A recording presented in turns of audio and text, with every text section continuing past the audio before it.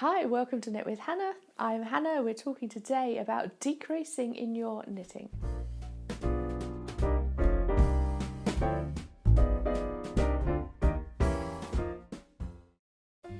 Hi, welcome to Knit with Hannah. I'm Hannah. I'm here with another Knit and Natter Vlogmas, and we're talking today about decreasing in your knitting. Okay.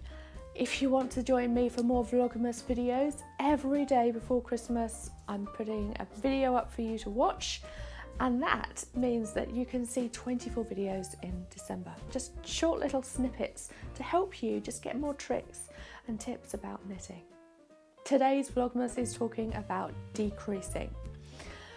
Decreasing in knitting, you can do it so many ways, and there are lots of different ways to decrease.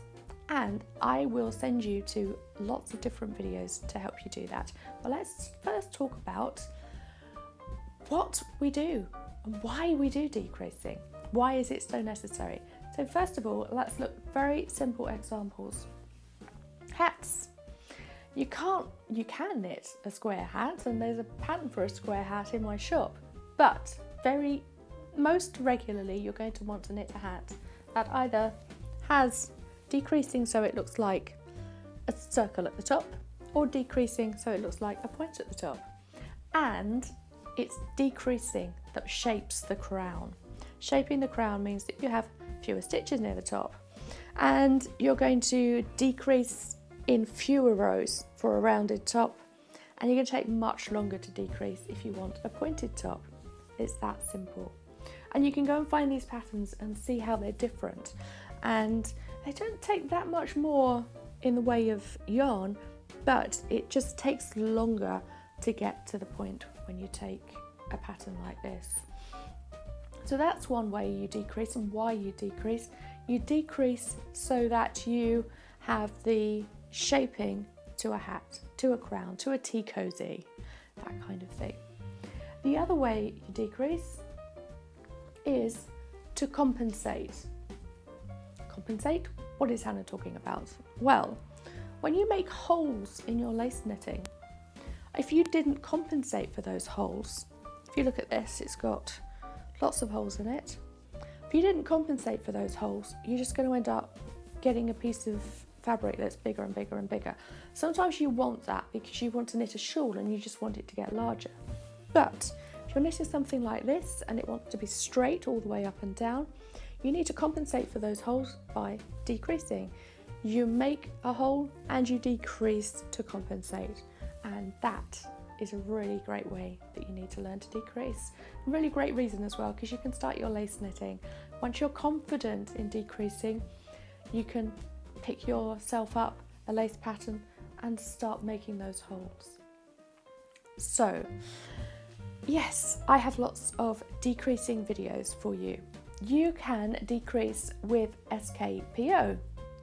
That is slip one, knit one, plus slip stitch over. You can decrease with K2 tog. That's knit two together. You can also decrease with SSK.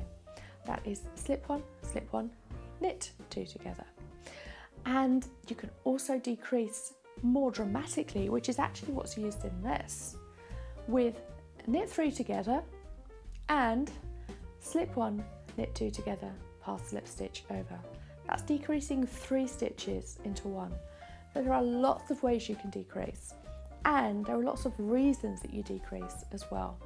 So I will put the links to all of the patterns that I've shown you today in the bottom in the description, and I'll also show you my lace course, because this is given as a bonus with my lace course, this scarf. And the great thing is we start using this pattern in the lace course when we knit a bookmark. So you're knitting a small thing first. You don't have to pick up your needles and think, I'm going to get this right first time, I'm going to knit a scarf. And then it looks a bit scrappy down the bottom, and eventually as it goes further up, you think, oh, this is looking all right now. And then when you've finished, you think, do I really want to wear this? No. You are going to start with a bookmark, so you can make mistakes and you can start again and you can get it right, and then you can just move on and start knitting your scarf. So yes, go and have a look at the lace course. Lace Wizardry it's called, because you're really adding some magic to your knitting. Once you start with all of these different textures, lace knitting is just one of the options for you, and decreasing gives you so many options. So learn your decreases, go and look at those YouTube videos too, and like I said, all the links for the patterns that I've shown you for the Lace Wizardry course are in the description too. Okay, bye for now. I'll see you tomorrow for another Vlogmas. Happy knitting!